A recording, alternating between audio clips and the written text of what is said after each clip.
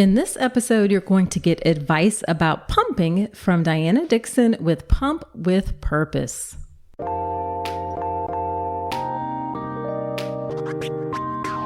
Welcome to the All About Pregnancy and Birth podcast. I'm Dr. Nicole Calloway Rankins, a board-certified OBGYN who's been in practice for nearly 15 years. I've had the privilege of helping over 1,000 babies into this world, and I'm here to help you be calm, confident, and empowered to have a beautiful pregnancy and birth. Quick note, this podcast is for educational purposes only and is not a substitute for medical advice. Check out the full disclaimer at drnicolerankins.com/disclaimer. Now let's get to it. Hey, quick note before the episode. If you've been listening and thinking, okay, but how do I actually get ready for birth? I've got something coming for you. It's the Birth with Power Pathway, and it's my new updated online birth course launching this May. I'll walk you through a step-by-step plan to get you calm, confident, and empowered. Get on my email list at drnicolerankins.com/email so you don't miss it. Hello there. Welcome to another episode of the podcast. This is episode number 216. Whether you are a new listener or a returning listener, I'm so glad that you're spending some of your time with me today. In today's episode, we have Dr. Dianna Dixon from Pump with Purpose. Dr. Dixon is a doctor of public administration, a certified lactation counselor, and a certified breastfeeding specialist. And her company, Pump with Purpose, is a global lactation private practice servicing the breastfeeding community across the world. And she started it due to a recognized lack of resources and assistance in lactation for people that want to include pumping in their journey, either exclusively or in addition to nursing. They help folks to increase breast milk supply with the right pump, flange, products, and schedule. And Pump with Purpose wants to be an additional resource on your breastfeeding journey to assist with incorporating pumping in a way that works for you and your family. So we have a great and really informative conversation about choosing a breast pump, choosing the correct flange size, creating a pumping schedule, how to increase your milk supply, mistakes that she sees people commonly make with pumping, and then something called pumping self-care, which I really loved. Dianna is so serious about her work and so passionate about her work. It really comes through in our conversation. And again, I know you're really going to find it enjoyable and find it super useful. Now, before we get into the episode, I have a special announcement to make. I want to invite you to join the All About Pregnancy and Birth Inner Circle community. This is a community that I have created in support of my goals of making a big, loving, supportive place for those who are having a baby. So this is a free Facebook group. It's called the All About Pregnancy and Birth Inner Circle community. And I would love for you to join the community if you are thinking about getting pregnant, trying to get pregnant, if you are currently pregnant, if you are a birth worker, a doula, a lactation consultant, a pelvic physical therapist, if you are a healthcare worker who works in a pregnancy and birth related space, like you're an OBGYN, a midwife, a labor and delivery nurse, a postpartum nurse, a pediatrician, or a baby nurse.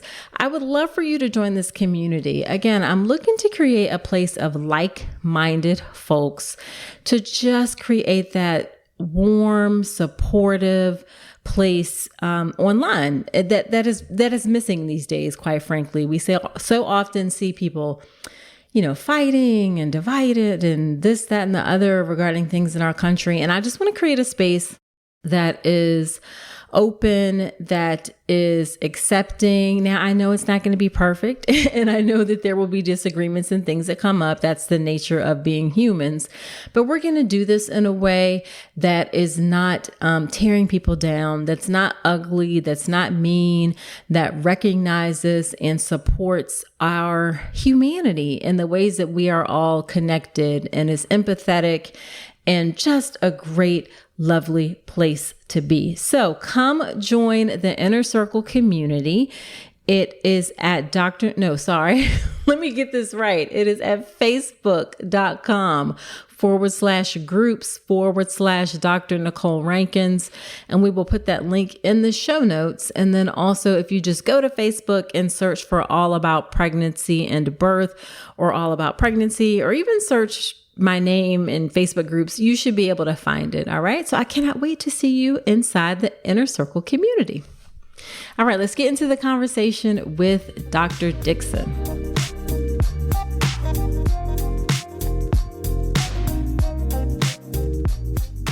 Dr. Dixon, thank you so much for agreeing to come onto the podcast. I'm so excited to have you. Thank you so much for having me today. Yeah, so why don't you start off by telling us a bit about yourself and your work and your family, if you'd like. I would love to. So I am Dr. Dianna Dixon. I am a doctor of public administration, a certified lactation counselor, and a certified breastfeeding specialist. I am the CEO of Pump with Purpose. I can be found on 10 social media platforms.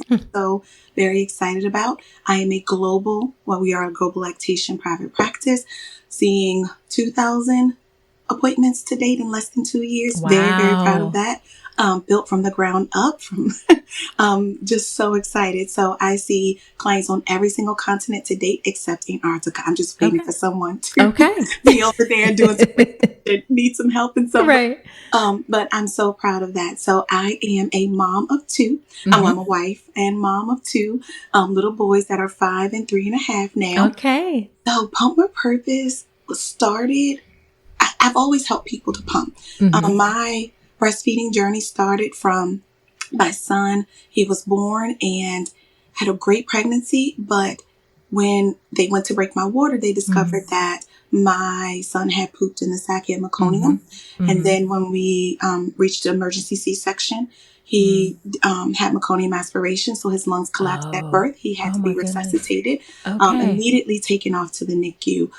Left on the table, wide open. My husband whisked away with our newest little one in tears. And I'm just sitting there vulnerable. Taken off to the recovery room. My mom just saw emergency room staff just being full, like 20 people coming in. So she bulldozed her way. That's my mom. And like, I need to see what's going on. So I was okay. Luckily, everything went well with my oldest. But at the end of the day, no one taught me anything. And some of it I've now, on this side of it, I'll talk about this side of it. I look back and I didn't do some things as well. But I didn't know, to do anything. I didn't know I could start hand expressing or just stimulating my nipples at birth if I'm separated from baby while I'm recovering from a C-section. Taken to the room. There were pumps in every single room. No one taught me how to use it. They just gave it to me. They put it there with the kit. No one said anything. They didn't tell me how often to pump, what to do, how to collect my milk. I am just left with a son in the NICU, separated from. He did come.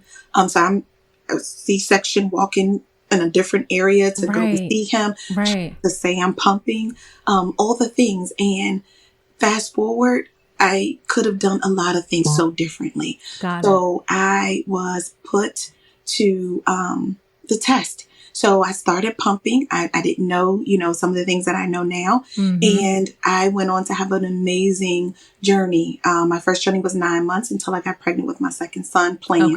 I pumped and I had 3,000 ounces saved up of breast milk to get my son from 9 months to 12 months on my breast milk. So I had our second son. He was born clean. I did another C-section playing this time, but he was born clean as a whistle. Spent my whole journey stressed about, oh my goodness, this is going to happen again. Nothing happened, but I planned this time. I knew exactly what I needed to do. I pumped this journey over 3 years, providing breast milk for my toddler and my infant, and as well rotating my freezer stash for over 3 years.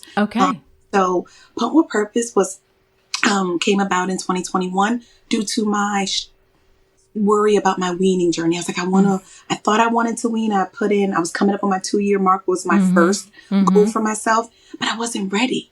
I was like, why am I putting these time frames on my life?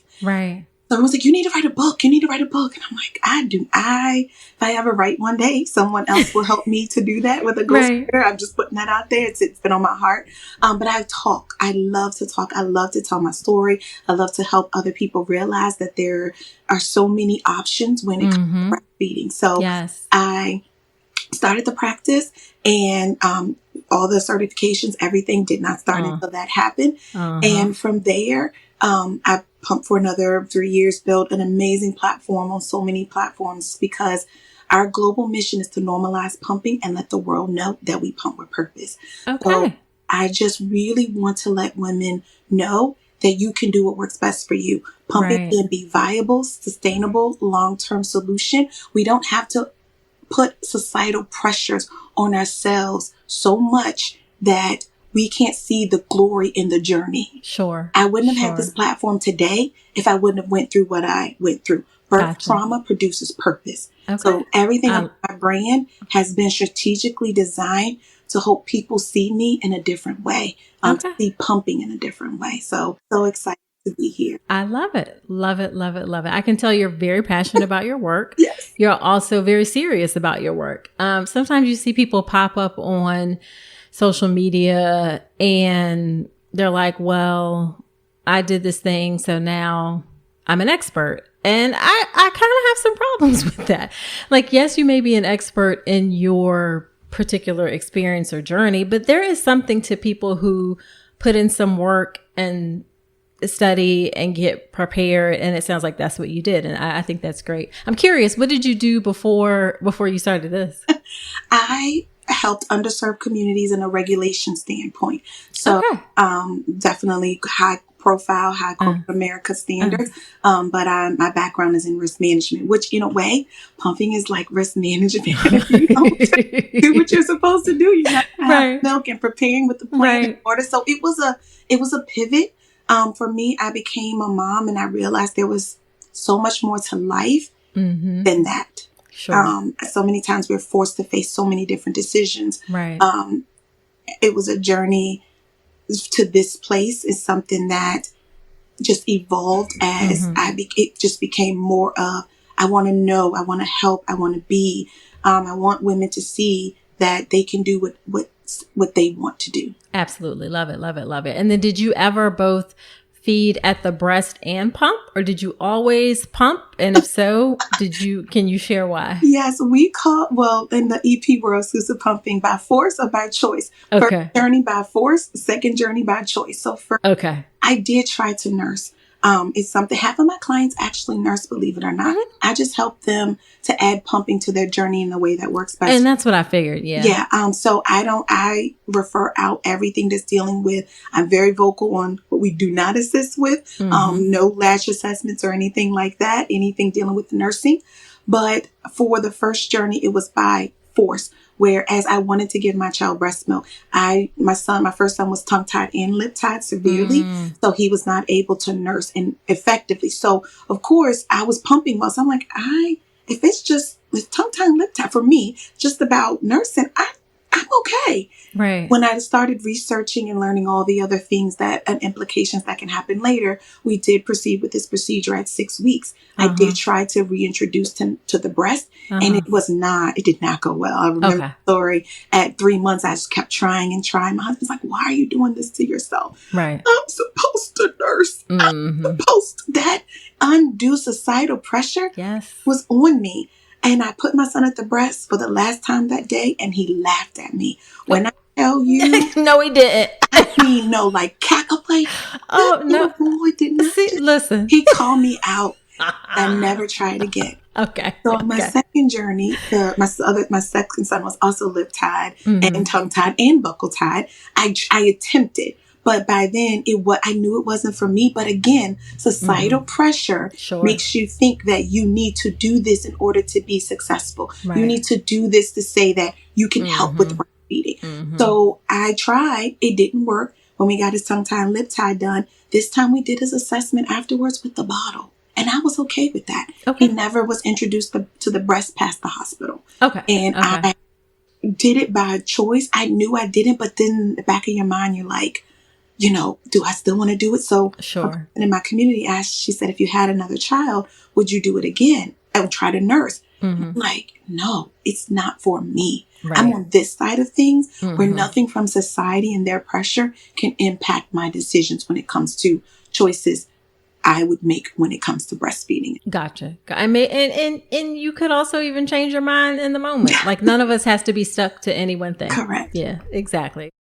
So let's start off with talking about breast pumps, because there are like so many of them. There's so many new ones from when I, was doing this a long time ago. My children are 15 and 13. So Yes. what are your top 2 or 3 pieces of advice when it comes to choosing a breast pump? Okay, so let's start by one thing I didn't mention is I have well over 300 products in here, including 60 plus breast pumps. Okay. Be very clear. People think that I have been gifted breast pumps by brands, but I do not accept them I don't accept money for reviews of them. Gotcha. That makes sense. I get them because before this, probably 20-ish to 25, even before I started Pump with Purpose, I had already tried. I was that person like, I need to try every pump. I need to make sure, not knowing Pump with Purpose was going to come later. So people think, oh, she was just gifted all. No, I have spent thousands and the first number is not one on breast pumps out of my own pocket.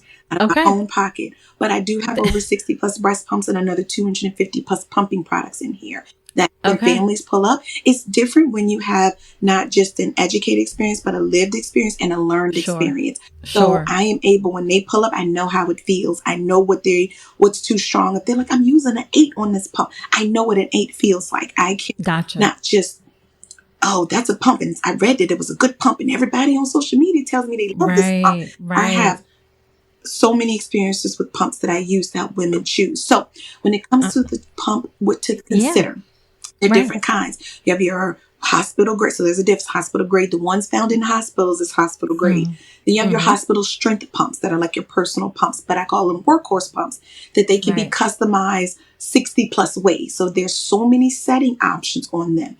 Then you have your what I call small motor pumps, where they fit in the palm of your hand. Then I have what's called wearable pumps. Wearable pumps go into the bra, no tubing. So that's that's how I delineate the pumps. I am, for someone establishing their supply from birth, I only recommend hospital grade or your workhorse pumps that can be highly customizable. That is that's the number one option for me. My community will know when they hear this. That's my secret sauce. It has to be customizable. I need to be able to make that pump go faster, slower, stronger, weaker when I decide to do so. So many pumps on the market, they control when 2 minutes and that's it. Or as soon as or as you go up in suction strength, it slows down. What about if you don't like it slower? All of those things. So I am big on customizable. I want pumps. I don't like pumps that are considered to be convenient. Some of them, yes, people I get it. There's you need them on different parts of your journey. But as you're home, as you're recovering, you want something that is, because a lot of times these smaller pumps are more aggressive to a person that may cause nipple pain, trauma, soreness, damage later, because these motors are like this big, kind of like a car. If you got a teeny little car versus a big old, the motors are different, that they're smoother for some women. So I'm big on having a pump that is customizable, that's able to respond well to what your body likes. That's the biggest thing. People just think, I'm going to say this in love, I press a button, turn on the pump, put it on, and then like all this milk's going to come out, right? They don't realize making sure that it aligns with your body and what you like based on your body. So I'm big on, there's different pumping research out that to be able to individualize the pump choice based on someone's preferences. So I like to figure out what you want. There are wall pumps, right? Do you want to be chained to a wall all day, right? There are pumps that you can walk around with, but still can be a workhorse pump. Hint, hint, I don't recommend, unless something is really going on, that underlying condition or something is going on, those pumps that chain you to the wall, because it's going to make your journey harder when you feel Sure. like you can't get up and move around. Right. So I am big on, what is your budget? I have pumps in here. Not saying I recommend it, from like $35 to $2,000. Not saying you need a $2,000 pump, but I'm just going to say that these $20, $40 pumps may not provide, they're not built to be used long term. People are blowing through 3 or 4 pumps in the first year because they're using these pumps exclusively, because a lot of times these pumps may not have been meant to be used exclusively on a journey. Gotcha. And I would say with insurance also, I mean, your insurance is probably going to pay for at least one breast pump. You probably want to get something I don't want to say as expensive, but if you can get something that's going to be better, then go for something that's going to be a little bit. Yes, the insurance pumps. So if you have insurance as an option, I help clients go through the list of insurance pumps. I walk them through like what they would like, what they may not like. But you can choose wrong when it comes to insurance pumps. Because let me tell you what people do. They go to the internet and they say, what is the best breast pump? Right. SEO, people don't realize that. People have light bulbs like, SEO is an amazing tool that whoever pays highest to be at the top of the ranking may not be the best breast pump for you. Right. And really trying to, or some people say, my friend used this breast pump and this worked well for this person. Why is it not working well for me? Because it's based on your body. Someone may prefer some of the settings on that breast pump. When pumps don't allow customization, that pump is saying that 100% of the people that use that pump only need those settings. Do you know how that's so inaccurate? Gotcha. You may need to customize to make your body comfortable. Let's not even bring in the factor of sensory or what's strong. Somewhat have different pain tolerances. So maybe you do need a stronger suction pump. Maybe you don't. Some of my clients, like they have very high, they tell me I have a high pain tolerance. So I know I can't go giving them this gentle little pump because they're going to feel like nothing is happening. Does that make sense? Yeah, sure. Absolutely. So definitely, this is something I hadn't even thought about. Like, you can't have a one size fits all. Definitely think about, you want something that you have the option to customize, and maybe you might need some help customizing the settings, but you want to start with something where you can get customized. Find out what your body likes. And people think I just say that to them just to say, oh, I want you to know. Like, once my clients finally pull up and like we go through it, some of them already have amazing pumps. Sure. A lot of them, they just don't know how to use them based on their body. Gotcha. Some people like, can you make it work? I'm like, we can do a plan A and a plan B. Plan A is if you have something that I know will work, that's going to work. I just have to teach you to use it. Right. Some we can try to make it work. And then if not, once we fix the flanges, then we can go over to giving you an option. Because sometimes when people invest more money, they want to make sure that what they've invested in before, if they is not going to work. Gotcha. And speaking of flanges, how do people pick the right flange size? So flanges, let me tell you what I don't like, the cookie cutter stuff. People think I measure my nipple is a 15. They think they look at the internet, go up, all these different sizes. I have people ranging depending on what their nipple elasticity needs in order to be successful. Some women, their nipple is what's called elastic, that it stretches and swells to the back of the flange. Okay. And you may need to consider that when choosing flanges. Gotcha. There are also women, and I'm pleased if you're listening to this on the sound of my voice, if you hear flat or inverted nipples, and that is you. So many women are creating nipples that they never had. Okay. Because they're putting their nipple in flanges that are so big for their body because people don't know how to measure them based on flat or inverted nipples where your nipple may not poke out from your measure. So people just create this extra nipple, and then the pain, so just being able to realize that you need to know what your nipple is, where your nipple begins and where ends and your areola begins. Okay. That's critical. Knowing the size, but also flange type. People just think I'm a number and that's it. Due to just advancements, there's so many flanges on the market. People will have spent $100 on flanges because, I'm going to say it in love, the exploitation of the pumping community in such a vulnerable time frame of you're trying to feed your baby. Some people, I don't care. I just want to, they said it's the best. I'm going to get it. Right. But then they don't consider what their breast or their nipples need in order to be successful. Right. Do you need silicone? Do you need hard plastic? I'll give you some Right. secret sauce. There's only 2 types of flanges, silicone and hard plastic. What do you need? There are different types of flanges where directional, some of them point down, some of them don't, some of them are all silicone, some mimic a baby nursing. There are just so many flanges on the market. This whole bag back here is just full of flanges. I have at least 30 plus flanges in here because it is not a one size fits all approach. Sure. Okay. That makes perfect sense. Makes perfect sense. And I presume you have some resources maybe on your website or social media that can help, because I feel like that's a visual thing, showing people how to. Correct. So in my, on social media, I talk about what to be looking for, but as far as like what someone needs to do, because what I also do is honor my flange fittings. So sometimes, let me tell you, people do, oh, you're this number, good luck, bye, see you later. I honor all of them, where when the products that we talk through come in, if they work or you need some troubleshooting, then I troubleshoot at no additional cost to figure out what your body needs to make sure that all of my clients are successful, because it's so not one size fits all on what is happening, if that makes sense. Gotcha. Yep, that makes sense. Okay. So let's talk about, I mean, we maybe talked about this already, mistakes that you see when people pump. It sounds like one may be like choosing the wrong pump, another may be choosing the wrong flange size. Is there anything else that you see people making mistakes on? Everything about Pump with Purpose is based on 4 things. I trademarked it as the pumping equation. Pump, flange, product, schedule. That's it. Everyone that pulls up, that's all we talk about. Okay. Flange, product, schedule. Pump is the breast pump. Flanges, pumping products. That's a big thing. People are like, we talking about pumping products. Yeah. Everyone that's pumping needs, and I did say need, they need a pumping bra. Okay. You cannot be out here holding your flanges thinking, first of all, just the comfortability of it. Yes.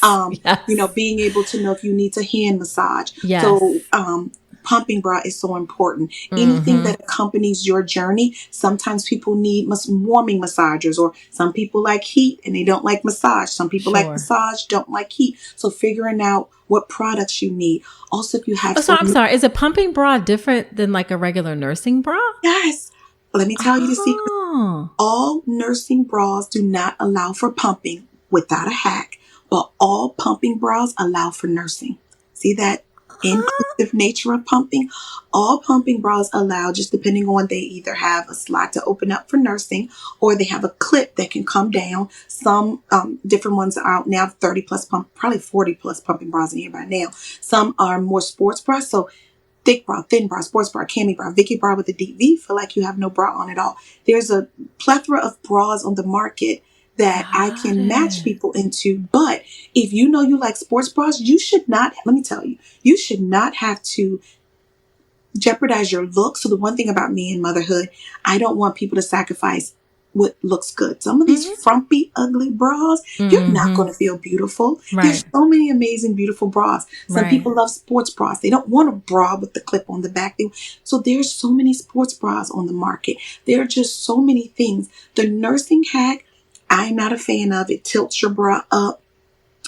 Or your flanges up in the air. So you keep having, I keep telling you, you keep pulling them down, don't you? Yeah. Because the nursing hack is, yes, I do believe that people always try to make things work. But sometimes it's worth getting something else that will work better for your journey. That makes sense. Not just with, some people want to put, I'm saying this in love, y'all. So if you hear this, I'm saying in love. They want to put holes in sports, so they get a bra and they just put a hole in it. Right? Yeah, don't do that.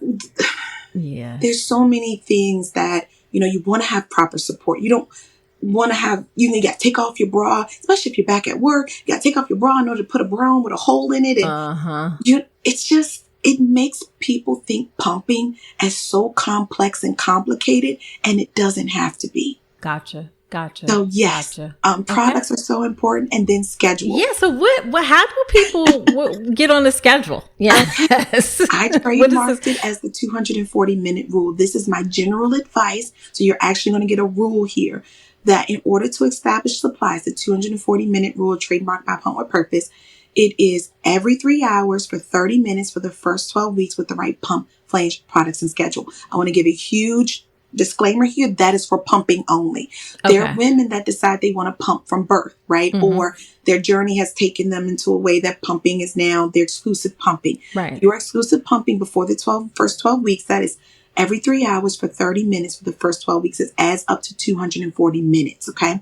So I want people, in order to establish supply, it used to be 10 minutes, 15 minutes. I'm going to tell you, I am team oversupply. I am team freezer stashy. I'm not saying that I need people with 2 deep freezers full of milk. But if you want an overage, it is a way to help you to get it. I feel like it's, from my personal opinion, it's easier to decrease than it is to increase. Pumping has a window that some women signal weaning when they're not pumping enough.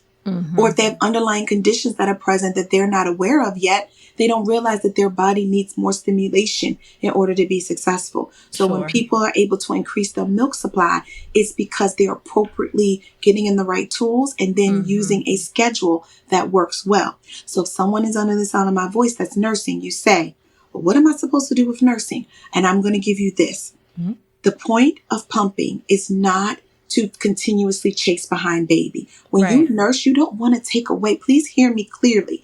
You don't want to take away milk from the baby in order to pump and have to give it back to your baby in a bottle. That's not the purpose of pumping. The purpose of pumping, in my opinion, barring any underlying conditions, is to have something for a rainy day. You want to have a date night, or you want to go on a trip for a couple of days or a weekend away. You're sitting here a week before trying to tell your body you need all this milk to be away when you signal for the last 8 weeks that you didn't need any of that milk. It is a way to have something on average. Not, I always ask people, how much do you want? And few people, when you add it in strategically where you're not chasing behind baby, it's just going for a rainy day or saving something for a day, or you never when you know go back to work or you know, all those kinds of things. Go back to work, you have a dip, your cycle comes on, and that can impact you. You have something where you're not stressing, and people are going to every 30 minutes, every 2 hours, or they are power pumping for an hour long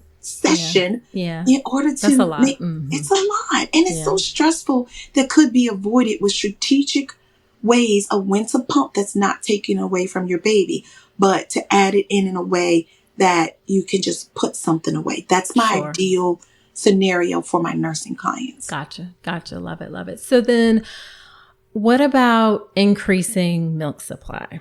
What do you suggest for people? Because a lot of people struggle with milk supply. It is, again, the secret sauce of it all is the pumping equation. Pump, flange, products, and schedule. This new way people say, eat more, drink more, pump more, sleep more, stress less. That's what they keep telling us. I ate Oreos and I increased my milk supply. I drink Body Armor or coconut water or coconut milk and I increased my milk supply. I pumped every 2 hours or power pumped and I increased my milk supply. They have all these trends that hit social media that they're trying to do. And I go back to pump, flange, products, and schedule. That is it. I've helped people double, triple, quadruple, quintuple their milk supply with documented. I have social proof of that. I'm not just telling you that. Based on flange, products, and schedule. No herbal supplements. Shh. Okay. When you want to have that conversation. Okay. All right. No herbal supplements. People don't realize that milk supply is made from your blood. It's not just about the food we eat and drink can fuel it, but it's made from our blood. So many people are chasing, I'm going to buy this supplement and that supplement. Don't realize that you need to go have a conversation potentially with your doctor to figure out what is going on. Or you have all these issues, I'm saying this in love, during pregnancy, and then someone they got the baby here, so they don't realize some of those same concerns go forward into your lactation journey. Yeah. One that always I think comes up fairly frequently is PCOS. If you have PCOS and trouble getting pregnant, you very well may have trouble breastfeeding. Correct. Yeah. But if you make sure your levels stay maintained, or you don't just say I had the baby, I've had that, and then don't make sure that the appropriate insulin levels and all the things are checked with it, really can make sure that you have success. I have people with everything: breast surgery, PCOS, IgE, insufficient glandular tissue. I have people with something people think that will not will think that causes you to not make enough milk, and they make enough milk. Okay. Because if you get it with the stimulation, the right pump, not saying everyone, but there are ways that people with documented underlying concerns can still make milk and make enough milk for their baby. But it comes with knowing it's there, working with someone that introduces the products to you earlier. Because let me tell you what happens a lot of times. At the very beginning, the first 2 weeks, when you're just focused on nursing, doctors tell you don't pump for 4 to 8 to 6 to 12 weeks, right? Right. But you got engorged. If you don't pump that milk out, you lose it. Yeah. If you don't use it, you lose it. Right. And that's when I ask people, hey, think back to the first couple of weeks where and I got research coming this week on my social media platforms that, if you don't, the first 2 weeks are so critical. If you feel like something else is going on, to potentially make sure that you are effectively removing milk. Does that mean hand expression? That could mean a milk collector. That could mean a manual pump, or that could mean an electric breast pump. Sure. I'm not saying what way, but if you want to save some of that milk and tell your body you don't want it to reabsorb back in, that is the way to do so, is to get it out of the breast. Because what your baby takes in at 2 weeks, I promise you, is different than when they take in at 2 months. Yeah, absolutely. Yes, they're going to be a bigger baby then, for sure. Yes. For sure. Okay, so and I think we talked about mistakes. We talked about milk supply. What are the issues that people typically have when they pump? And maybe we've touched on them. Maybe it's the schedule, or maybe it's the pain. What are the things that you see people come to you with? The pumping is what I call pumping life hacks, right? Okay. The biggest thing with people with pumping, when especially either or with clients that nurse and then need to pump to go back to work, or they want to pump, or just in general, all the stuff that goes on. Like you got bottles, you got different bottles you may be drinking, you got all this extra. I didn't even think about that. Dishes to wash, and that is so detrimental to people's journey when they don't realize that there are ways to make things easier. Yeah. So please, what suggestions do you have? My pumping life hacks are, when possible, pumping and bottle feeding at the same time. So what that can look like is, if your baby, I tell clients, because I'm like, how am I going to keep up? And by the time I get the baby fed and changed, and then it's time to pump, then I got to turn around and do the same cycle. Right. I was able, and I encourage when possible. It takes you a while to find your way through. So I'm not saying you have to do this. Sure. But one way is to pump and feed at the same time. Where if your baby is eating, you are pumping. You pace bottle feed in your lap, put the bottle, I have different ways to show that. But pumping and feeding, bottle feeding at the same time. Okay. You can make sure that you don't feel like you have to do two separate things. Right. So pump and feed from the same bottle when possible. So there's so many bottles on that have bottle converters that look like this. They're different ones. This one is for like a Medela or Dr. Brown's bottle, but there are different ones for Lance and all. There are a bunch of bottle converters. So you would take that, put it on your pump, put your bottle on, and now you can pump and feed into the same bottle, which will dramatically cut your wash time in half. And if we want to go some more secret sauce, you buy 2 days worth, so you're not stressing about, I got to wash up all this stuff to the same day in order to give it to my baby tomorrow. Yes. If you have 2 days worth, then it can wash and then be ready for the next day. These are just little nuances that make people's lives easier. Mm-hmm. I forgot about all those washing all those doggone bottles and things. Yes, because most of it you can't really put. I mean, maybe these days are different, but back then you're not supposed to put it in the dishwasher. You got to hand wash all the stuff. I did hand wash, and I was part of old school here, but I did hand wash. But you can't put it. I mean, most of them, they say you can put it in the dishwasher. Okay. But so then the third one is pumping and feeding, bottle feeding 1 bottle ahead. So what that looked like for me was, sometimes we're stressed out. Like, oh my gosh, my baby's going to wake up and I need to get this milk out like right now. Breast milk is good out per CDC for 4 hours. I promise you, most of the time, your infant will be eating before 4 hours, right? Sleep, you can put it in the fridge. But I fed 1 bottle ahead. So when I pumped at 4, that was my bottle for 7. When I pumped at 7, that was my bottle for 10. So then I always had a bottle on ready. So just in case baby got hungry, went through a growth spurt and needed a bottle at 2.5 hours, there was always one on ready for me. Once I did these pumping life hacks for me, they really changed the trajectory of how long I could pump, how pumping does not seem as inconvenient, right? Or buying extra parts. So I have a setup. I had kept 4 parts in rotation. So all my morning pumps was with one. I washed them, and then all my night pumps. So when I go to bed, everyone's like, I gotta get up, and I just had stuff already hooked up. And I just pumped to the next session, already ready to go. Got it. Slept so much. And that's how I was able to do so more long term. Okay. I love it. And I know you talked about that 3 hours, the 240 rule for the first 12 weeks. Obviously, that's going to change as your baby gets older. Yeah. You're not going to have to get up during the night every 3 hours. Yes, for the first 12 weeks.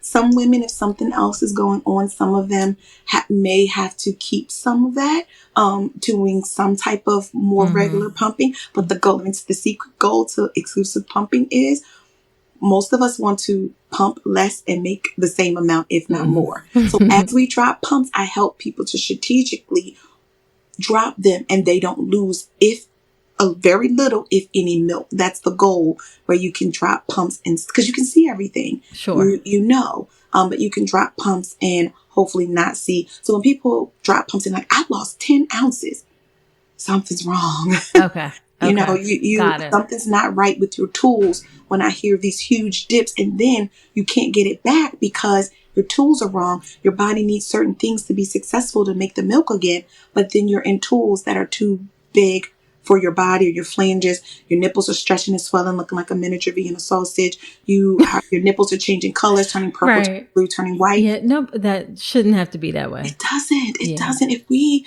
armed that we can get the right tools from the beginning, my prenatal clients, I cannot say enough how much their journey is set differently by learning the things that they need to do to be successful people. If you hear nothing else from me, know that in general breastfeeding, but in pumping with all the devices and products, create a huge level of confusion. And people think that, say it in love, that everyone just like, it's cute to show all these pumps on your page. Right. And, it gets all these views. When you look at my page, you rarely see pumps because people will make an inference that some people are like, I see this pump on your page. That means you recommend it. No, I do reviews on pumps, but I don't throw things across people's screen because if you have to spend money or get an insurance pump, you want to choose correctly the first round. Absolutely. Now, the final thing I want to talk about is I had never heard this before. What do you mean when you say pumping self-care? Find your voice so you can find your peace. That is my motto that my community knows. Right. Pumping self-care looks completely different from everyone. Okay. Your village, your people that are in your corner, they want us to be successful. I promise you that. If you're hearing my voice right now, they want you to be successful, but they have to know what you want first. Okay. What I will say is, people kept telling me what self-care looks like. Oh, your husband, your significant other is supposed to wash all your parts. That's not self-care for me. Okay. People they got a nanny and they do this. That's not self-care for me. Okay. You have to find your voice so you can find your peace. If that is at home, if that is at work. Sometimes self-care means to be able to block that calendar off and know you can get your pump sessions done every day. That's self-care. Self-care can mean your significant other. Like for me, it's Basement Fridays. My community knows Basement Fridays. My husband takes my kids, now they're older now, down to the basement, and I get a night to myself. Okay. I don't have to listen for anybody. Right. I don't worry about anybody waking up. Right. That's self-care for me. Okay. Please understand, stop applying other people's definition on what self-care looks like. But you have to know what it is for you so you can communicate to others what you need. It's already a lot. Some people self-care looks like washing all your pump parts for you. If you tell your significant other you need that, I'm thinking they will do so if you show them what needs to be done and they will do it. Sometimes it looks like when I was 9 months, we hired cleaners to come in. They still come in once a month to help deep clean the household because I don't have the time to do so. Right. The deep cleaning. Sure. That's self-care for me. Right. Taking stuff off my plate is self-care for me. Right. Doesn't mean I need to go get my nails and my hair done and all that stuff. That doesn't. People are like, oh, you gotta. No. Self-care can look like celebrating your journey in the way that works best for you. So it can look like a trip. Can look like a pumping moon. I don't know when you're done, whatever it is. When you just call these things but you have to be able to communicate to your loved ones what that looks like. Mm-hmm. That could mean someone not even taking your baby out of the house. That could mean coming over, letting you pump in peace, take the baby upstairs, take the baby to the basement. Right. I just want to normalize that we have to find what works best for us and communicate that to others. Absolutely. 1000%. I want people to really, really hope that resonates with someone today. Yeah, that's a life lesson. Mm-hmm. For sure. Yeah. For sure. We can't be everything to everyone. And some people take the S off your chest.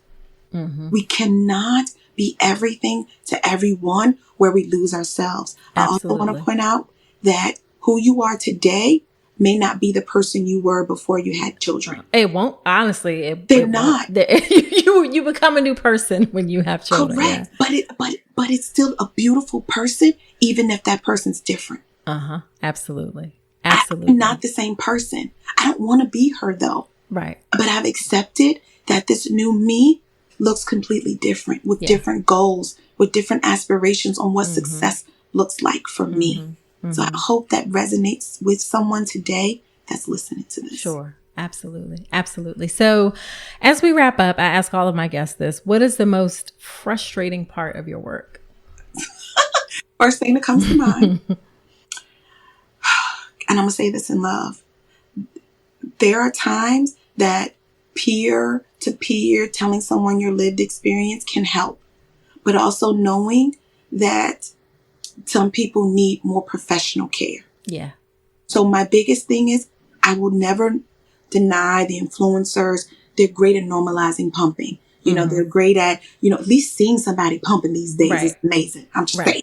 They put their journey out there for us to see and people follow it and they love it. But sometimes we try to replicate other people's journey. Mm-hmm.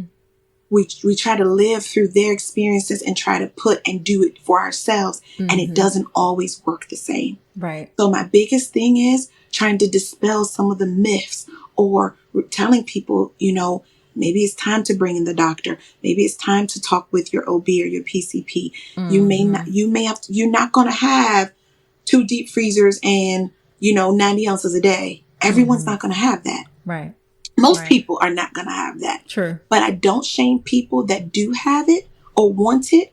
But I also don't shame or make people feel like they need to have it. But if you do have it and that is what you want for your goals, then that's okay too. So I'm big on making sure we do what's best for you. Yes, absolutely. That's my biggest thing I just want people to not live just in social media, to do every single thing or on Google all the time. Mm-hmm. Sometimes we have to find someone that we can have a dialogue with because some people don't realize you can say one little thing and it's the gateway to why you're going through everything you're going through. Right. Absolutely. Because they're not trained to hear and see and have the ability to see so many people, to understand all the nuances that can come into play. Yeah. So it's like the ability to use their knowledge, their expertise and experience, and then apply it to help you through your unique situation, really. Yeah. Yeah. So then on the flip side, what's the most rewarding part of your work? Let me tell you, meeting so many amazing people. So my community knows I say, I want to change the world one pumping family at a time. and I mean that. Right. I'm big on helping the pumping community to reach its goals. And the most rewarding thing is having people to trust me. I create a safe space and place for pumping. Mm-hmm. I have an app on all Google Apple devices. I'm evolutionary. I want to change the world in how they view pumping. Okay. So my most rewarding work is for people to trust me enough from their journey to be a part of it. Mm-hmm. have so many resources. If you're on my Instagram, I go live twice a week. I do question boxes on the weekends because a day in lactation can be a week with your supply. It can take you literally, if you don't have the resource to say, who can I talk to? Half the time people don't, let me be real. You know what I mean? People like, they don't answer DMs. They don't talk. They don't, you know, and you're searching. You always have a place here. Even if it's I'm not the best person. Here it's a better person for you. I know my people. I know my avatar.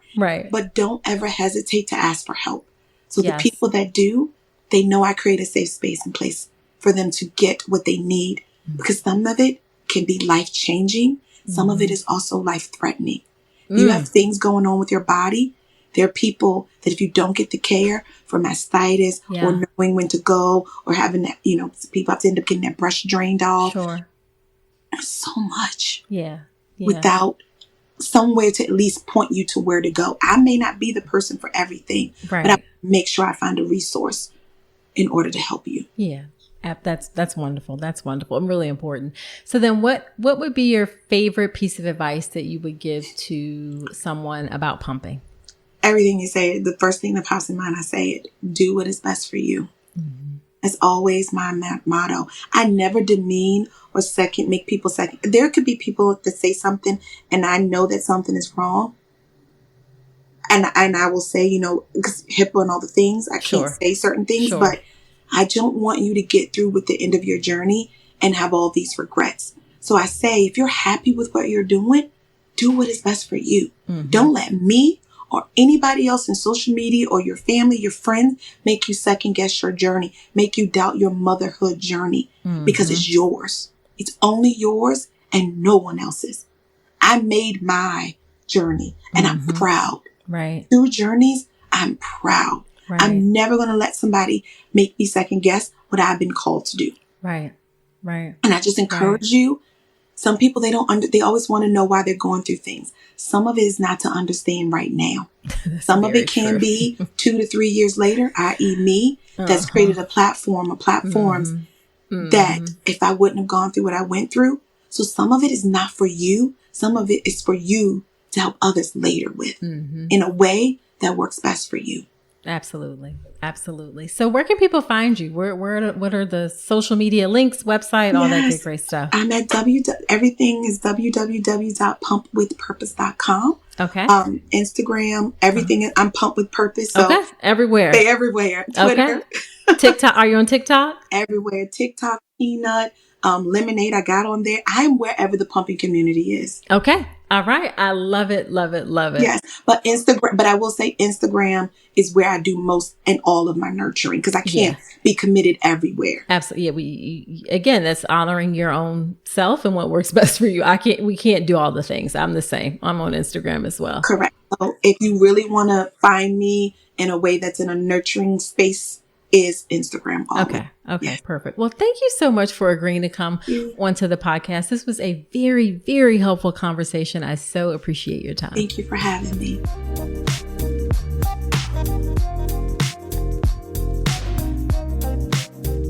So wasn't that a great episode? I just love how passionate she is about her work, how honest, how open, how supportive.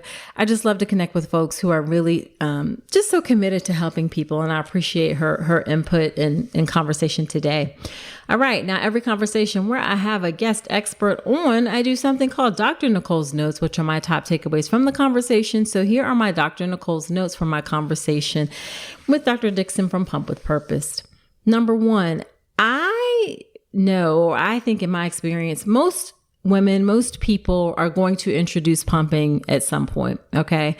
Just because you go back to work or the convenience or to let your partner feed the baby some, most people will introduce pumping. So go ahead and familiarize yourself with it from the start.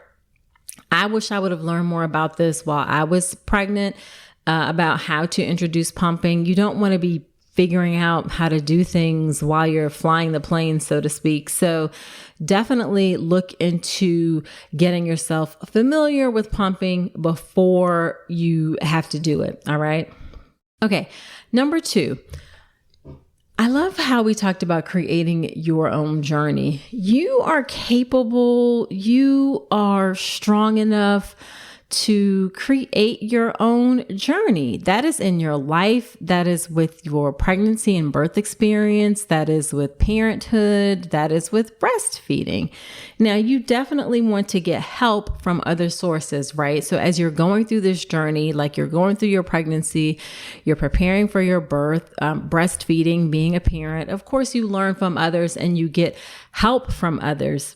But as Dennis Morton says, I don't know if any of you do Peloton, but I am a Peloton junkie, so to speak. I mostly do yoga and the tread, and Dennis does yoga. And one of the things that he says all the time is when in all his classes is, I make suggestions, you make decisions. So we here as experts are giving you our suggestions and input based on our training, our knowledge, our expertise, our experience. But ultimately, you are the one who is capable and should be making decisions about your life and your journey with breastfeeding and your journey with all of these things. Okay. Don't let other people make decisions for you. All right. And then the final thing that I want to say, and this is something that I've been talking a lot more about just because I've seen, it feels like more people entering into the online education space or in quote unquote influencer space who are just kind of setting up shop without necessarily having any real background or training. Make sure you are getting your information from a trustworthy source. Okay. Now, if you are here, then you probably already know that, or you probably already value that because you know that I'm a doctor, I'm well trained, I've been doing this a long time. I have a ton of experience. I've helped bring over 1,000 babies into this world. I am currently still practicing in a hospital environment. Okay. So that's why I focus on talking about hospital birth, because that is what I know. That is what I talk about. You're not going to hear me talking about home birth. You're not going to hear me talking about birth center birth. You're not even necessarily going to hear me a lot talking about midwifery care in the sense that I can't speak in depth about it because it's just not something that I know.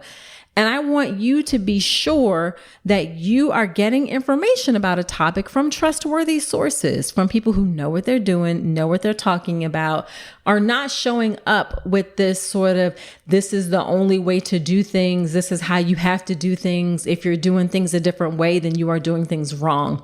What you want is information from people who are giving you information. They're telling you where they're getting it from. Okay.